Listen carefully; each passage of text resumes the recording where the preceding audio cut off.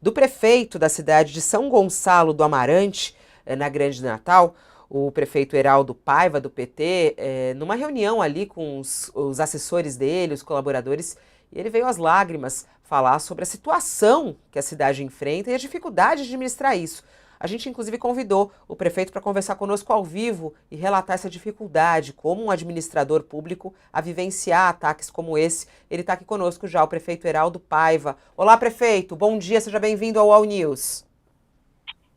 Bom dia a todos, bom dia a todas, bom dia Fabiola, bom dia Josias, bom dia Miller. Estamos aqui para conversar com vocês diante dessa crise que o Estado vive, né, que os municípios vivem, uma crise sem precedentes aqui no Rio Grande do Norte. Hoje teve algum ataque na sua cidade, prefeito? Teve algum episódio registrado nesse final de semana? Não, essa sábado, domingo, né, diminuiu muito os ataques no estado como um todo e aqui em São Gonçalo também.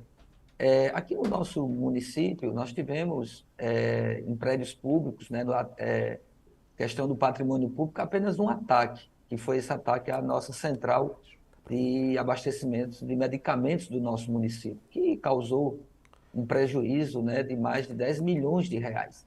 Um prejuízo sem precedentes, porque lá onde funcionava a nossa central, vocês terem uma ideia da dimensão desse incêndio criminoso, nós tivemos que demolir o prédio onde onde funcionava a central de abastecimento. E era no prédio da Secretaria de Saúde.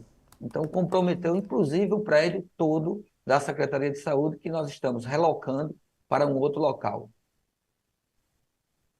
O Olha, prefeito, prefeito, pode falar, Josias, vai lá.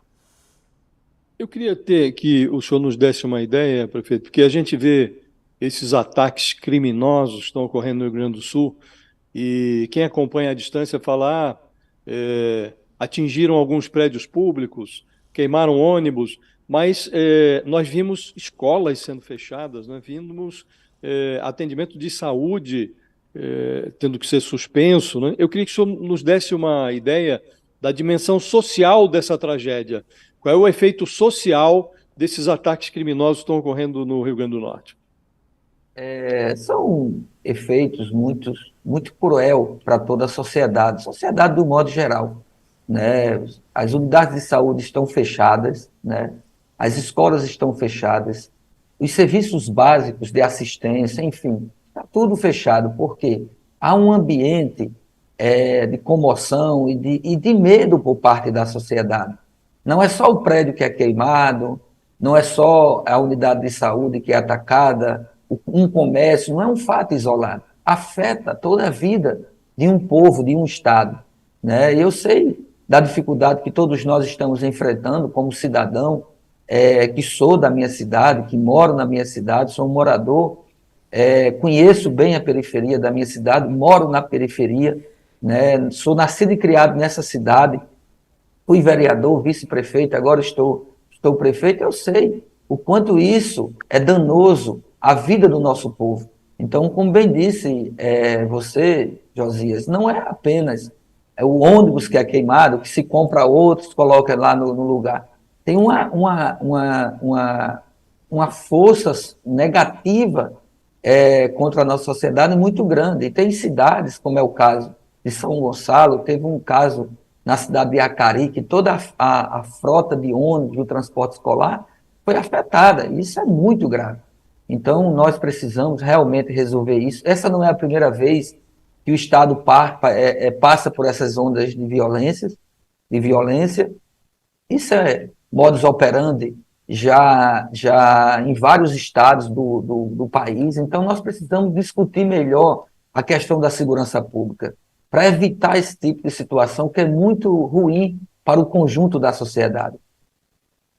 Agora, o prefeito, essa situação, né, que o Estado vive deixa uma sensação de que o Estado não tem o controle, né, e de que o crime organizado tá sob o controle de tudo. O senhor tem essa mesma sensação? O que foi aquele seu choro naquela reunião, né? Aquele desabafo que o senhor tem? Tipo, eu, prefeito da cidade, estou de mãos atadas. O senhor se sente assim um pouco?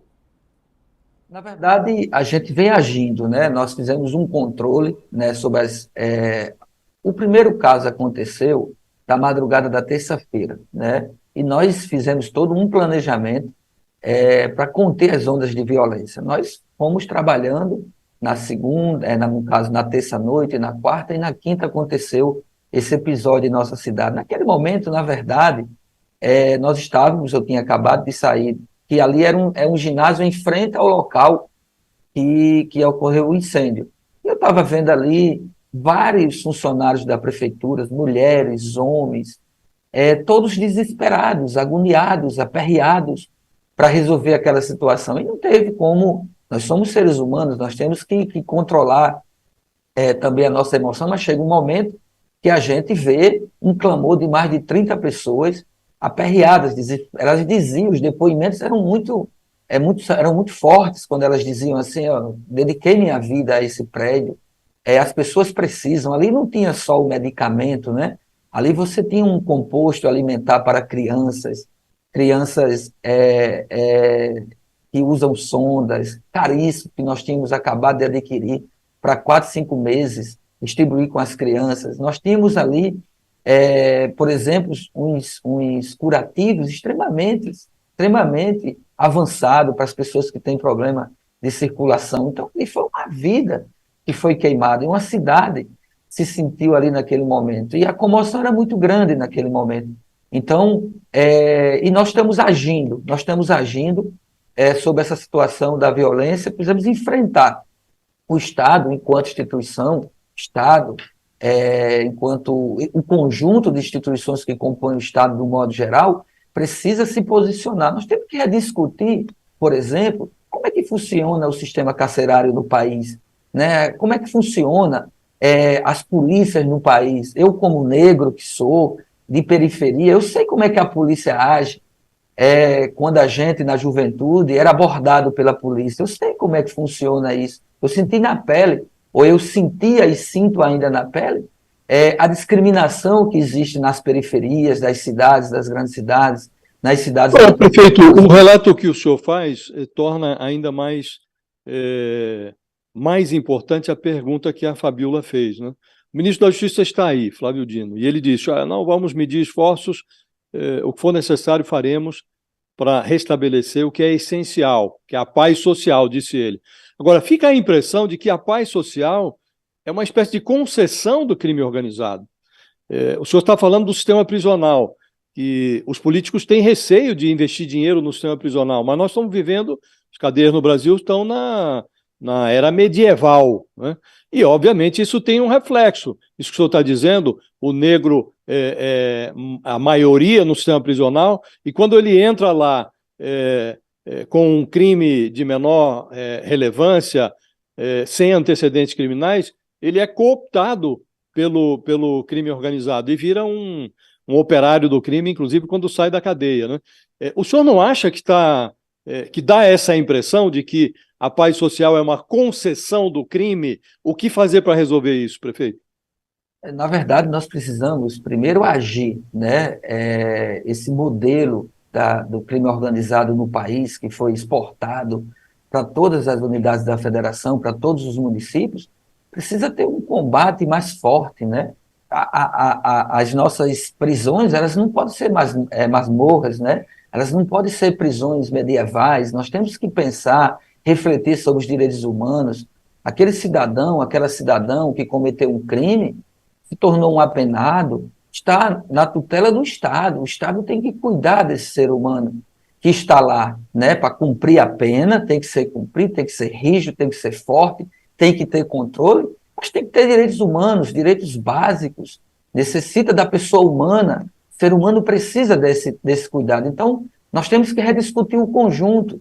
Essa situação que nós estamos vivendo e que outros estados passam é apenas o estopim do problema. Então, o problema ele é muito mais grave, ele é muito mais...